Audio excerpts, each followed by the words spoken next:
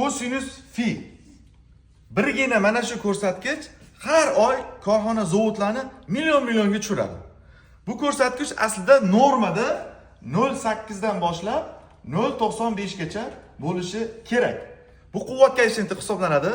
Agarda quvvat koeffitsiyenti tushib ketadigan bo'lsa, juda ham ko'p korxonalar 0.6, 0.7 kosinus fi bilan ishlab turibdi.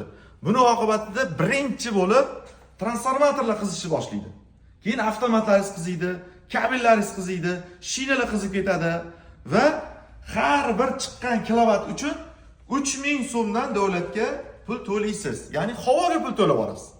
Elektr energiyaning samaradorligi past, lekin har oy 3000 dan pul to'layverasiz.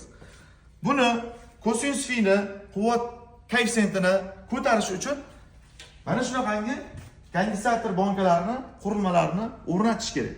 Buni o'rnatgandan keyin transformatoringiz aytaylik 630 kVlik bo'ladigan bo'lsa, ko'paytiramiz.